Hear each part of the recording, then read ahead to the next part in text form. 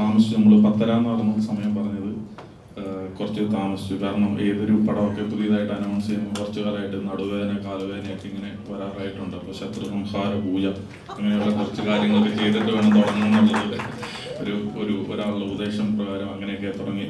അതുകൊണ്ടിട്ടാണ് കുറച്ച് ലേറ്റായി പോയത്. സാധാരണഗതിയിൽ നമ്മളൊക്കെ സെറ്റിൽ ആർട്ടിസ്റ്റ് വരാനായിട്ടാണ് ഞങ്ങൾ വെയിറ്റ് ചെയ്യാറുള്ളത്. ബീച്ചാട്ടം വരാനായിട്ട് ക്രൂ വെയിറ്റ് ചെയ്യും. പക്ഷേ ഇന്ന് ഞങ്ങളത് നേരെ തിരിച്ചായിരുന്നു. ബീച്ചാട്ടം വന്നിട്ട് ബാക്കി കുറേ പേര് വരാനായിട്ട് വെയിറ്റ് ചെയ്തിരുന്നു. അപ്പം ബീച്ചാട്ടിൻ്റെ മനസ്സിലുണ്ട് നീ ഷൂട്ട് തുടങ്ങണ്ട എന്നുള്ളതൊക്കെ ഉണ്ട്. പുള്ളി എല്ലാത്തിനും അതിനും മറുപടി തരുന്ന ആളാണ്. പക്ഷേ ഇതൊക്കെയാണെങ്കിലും നമ്മൾ കുറേ നാളായിട്ട് സാധാരണഗതിയിൽ സിനിമ തുടങ്ങുന്ന സമയത്താണ് പൂജ അവിടെ വെച്ചിട്ട് ചെറുതായിട്ട് തുടങ്ങിയിട്ട് അന്നേരം തന്നെ ഷൂട്ട് ആരംഭിക്കുകയാണ്. അപ്പം അങ്ങനെയായിരുന്നു സംഭവിച്ചുകൊണ്ടിട്ടിരുന്നത്. ഈ സിനിമയുടെ ഷൂട്ട് നാളെയാണ് തുടങ്ങുന്നത്. പക്ഷേ ഇന്ന് അതിൻ്റെ ഒരു പൂജാ ചടങ്ങ് നമ്മൾ വെച്ചു. കാരണം പുതിയൊരു ഡയറക്ടർ മലയാള സിനിമയിലേക്ക് വരികയാണ്. അപ്പോൾ ആളുടെ ഒരു സന്തോഷം. ഞാനൊക്കെ ഫസ്റ്റ് സിനിമ ചെയ്യുന്ന സമയത്ത് ഉഴുവിന്ന് 2 ബസ് ആളൊക്കെ ഉണ്ടായിരുന്നു പൂജ കൂടാനായിട്ട്. അപ്പോൾ അത്രയ്ക്ക് നമുക്ക് ഫസ്റ്റ് സിനിമ ചെയ്തപ്പോൾ അത്രയും സന്തോഷം ഉണ്ടായിരുന്നു. സോ അപ്പോൾ ഒരു ഡയറക്ടറെ പുതിയ തുടക്കമാണ്. അപ്പോൾ ആ സന്തോഷത്തിനൊപ്പം നമ്മൾ നിൽക്കുക. പിന്നെ ഈ സിനിമയിൽ പ്രൊഡക്ഷൻ നമ്പർ 32, 36, 37 ഡിസോർഡറായിട്ട് ഇങ്ങനെ കാട്ടിയിട്ടുണ്ടായിരുന്നു. അപ്പോൾ അത് ഈ സിനിമയുടെ സ്ക്രിപ്റ്റ് റെഡിയാകാനായിട്ട് ബിജു ചേട്ടൻ തന്ന സമയമാണ് പല സിനിമകളും അതിൻ്റെ ഓർഡർ തെറ്റിച്ചത്. പക്ഷേ കുറേ നാൾ കിട്ടിയെങ്കിൽ ഈ സിനിമയുടെ സ്ക്രിപ്റ്റുകൾ ഒന്നും കൂടെ മെച്ചപ്പെട്ടിട്ടുണ്ട്, നല്ല രീതിയിൽ തന്നെ ആയിട്ടുണ്ട്. പക്ഷെ ഇങ്ങനെ കുറേ വൈകി ഈ ഡയറക്ടർ വന്ന് രാവിലെ 6, 6:30 ആകുമ്പോൾ വീട്ടിലേക്ക് വരും. ഇങ്ങനെ എന്തായി എൻ്റെ സിനിമയുടെ കാര്യം. അപ്പം എനിക്ക് ഒരു ഘട്ടത്തിൽ മനസ്സിലായി ഇത് മിക്കവാറും എന്നെ തന്നെ തട്ടിക്കളയാനായിട്ടൊരു ചാൻസ് ഉണ്ടോ എന്നൊരു സംശയം. ഇത് താമസം എടുത്തപ്പോഴത്തേന്. അപ്പോൾ ഇതിൻ്റെ മ്യൂസിക് ഡയറക്ടർ തന്നെ എൻ്റെ അടുത്ത ഫിലിമിൽ ദിലീപേട്ടൻ്റെ പടത്തിൻ്റെ മ്യൂസിക് ഡയറക്ടറായി മാറി. ആ മ്യൂസിക് ഡയറക്ടറെ കൊണ്ടുവന്നത് ഈ ഡയറക്ടറാണ്. പക്ഷെ ഈ ഡയറക്ടറുടെ സിനിമ നടക്കുന്നില്ല. അപ്പോൾ അങ്ങനെയൊക്കെ. അപ്പം ബിജേട്ടനോട് ഞാനിത് ഷെയർ ചെയ്തപ്പം ബിജേട്ട ഞാൻ പറഞ്ഞു, ബിജേട്ട സുഗമമായിട്ടുള്ളൊരു ജീവിതത്തിന് ഈ സിനിമ പെട്ടെന്ന് കമ്മിറ്റ് ചെയ്യുന്നതാണ് നല്ലത്. അപ്പോൾ ബിജു ചേട്ടനും അത് ബോധ്യപ്പെട്ടുകൊണ്ടിട്ടാണ് നാളെ മുതൽ ഈ സിനിമ ആരംഭിക്കാനായിട്ട് പോകുന്നത്. Thank you ബിജേട്ട. ബിജേട്ടനും ജീവന് പേടിയുണ്ടെന്ന് എനിക്ക് മനസ്സിലായി.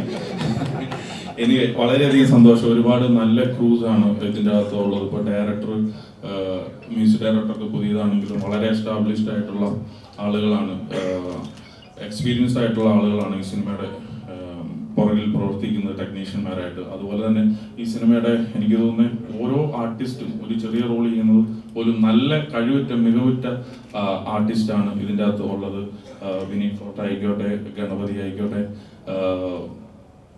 പിന്നെയുണ്ട് ബിൻസി ചെയ്യുന്ന ക്യാരക്ടർ. കുറേ എല്ലാവരുടെയും പേര് പറഞ്ഞു കഴിഞ്ഞാൽ വിട്ടു. അപ്പോൾ അതുകൊണ്ടിട്ട് അതൊന്നുമില്ല. അപ്പോൾ അതുകൊണ്ടിട്ട് നമുക്ക് സ്ട്രോങ് സപ്പോർട്ടായിട്ടിട്ട് ഒരുപടി ആർട്ടിസ്റ്റുകളുണ്ട്. അപ്പോൾ അവരുടെയൊക്കെ വിലമതിച്ച അഭിനയമാണ് ഈ സിനിമയെ വമ്പിച്ച് വിജയമാക്കി മാറ്റുമെന്ന് ഞാൻ പൂർണ്ണമായിട്ടും വിശ്വസിക്കുന്നു. എനിവേ ഈ ചടങ്ങിലേക്ക് ഇന്ന് രാവിലെ 10 മണിയാകുമ്പോൾ വരാനായിട്ട് തന്നെ മനസ്സ് കാണിച്ച എല്ലാവർക്കും എൻ്റെ പേരിലും മാജിക് ഫ്രെയിംസിൻ്റെ പേരിലുള്ള നന്ദി അറിയിക്കുകയാണ്. Thank you.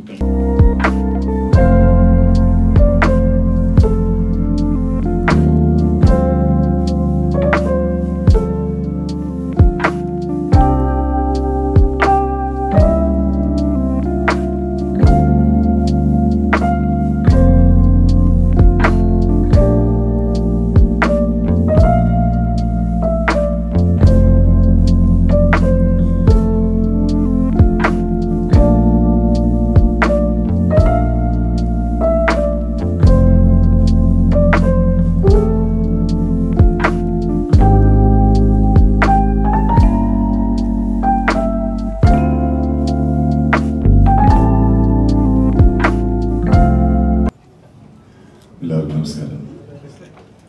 കുറച്ച് നാളുകൾക്ക് ശേഷം എല്ലാവരെയും ഒരുമിച്ച് കണ്ടതിൽ ഒരുപാട് സന്തോഷം. ഞങ്ങളെല്ലാം ആഗ്രഹിച്ച പോലെ നാളെ ഞങ്ങളുടെ സിനിമയുടെ ഷൂട്ടിംഗ് തുടങ്ങുകയാണ്.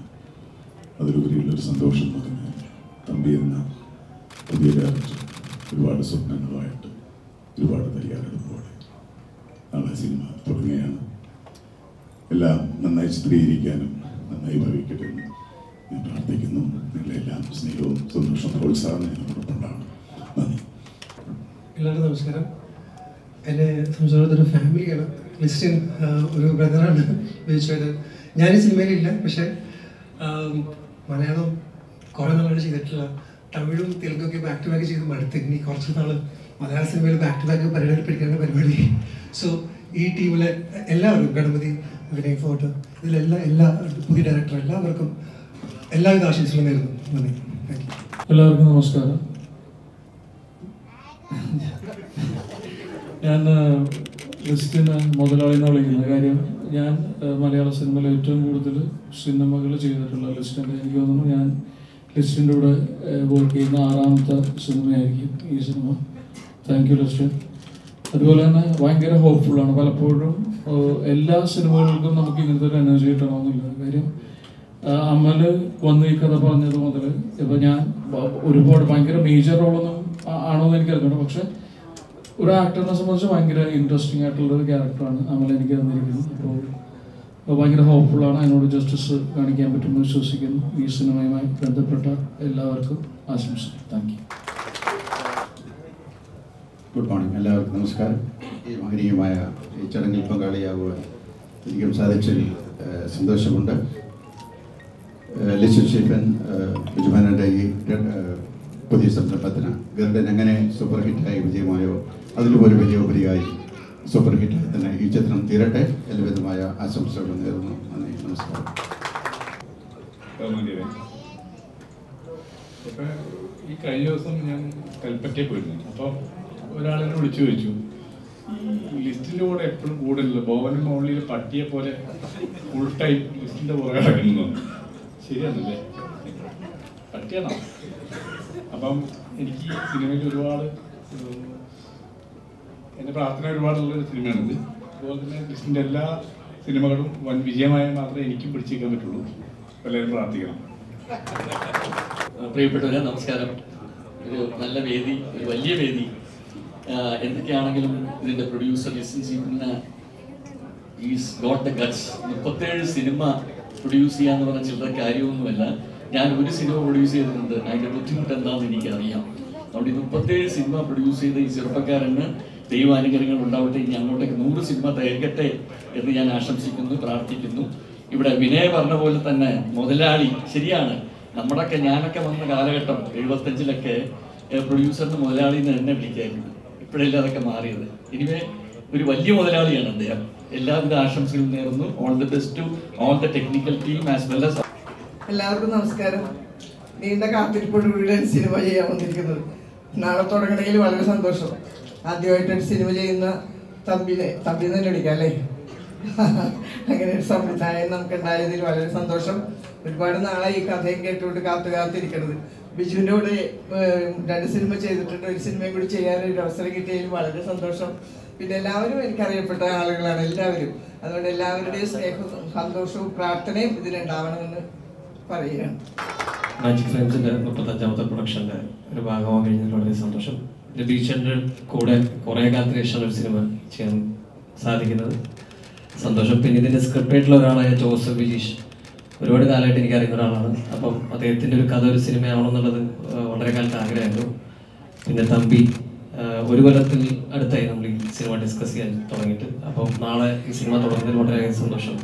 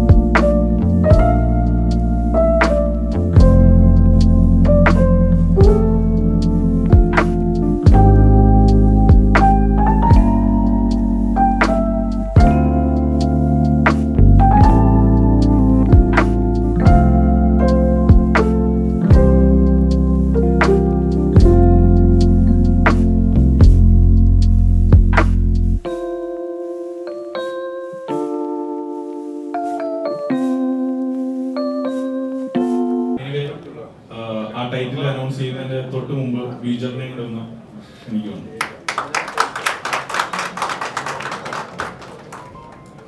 ഇതാണ് ഞങ്ങളുടെ ടൈറ്റിൽ ക്യാരക്ടർ. പേര് അവറാച്ചൻ. ഇനി ഞാൻ ഗണപതിനെ കൂടെ ഒന്ന് ക്ഷണിക്കുവാണ്. ഇത് ജയ്മോൻ അവറാച്ചന്റെ മകനാണ്. ഒരു മകനൂടെ ഉണ്ട്, ശ്രീനാഥ് ബാസി. പുള്ളി എന്തോ ഒരു ബിസി ആയിട്ട് ടൈറ്റിൽ ക്യാരക്ടറായിട്ട് മാറാൻ വേണ്ടിയിട്ടുള്ള തിരക്കിൽ പുള്ളി വന്നില്ല. ഇനി ടൈറ്റിൽ അനൗൺസ് ചെയ്യാൻ വേണ്ടിയിട്ട് പോവാണ്. അപ്പം അവറാച്ചൻ ടൈറ്റിൽ ക്യാരക്ടറാണ്. ഓക്കെ.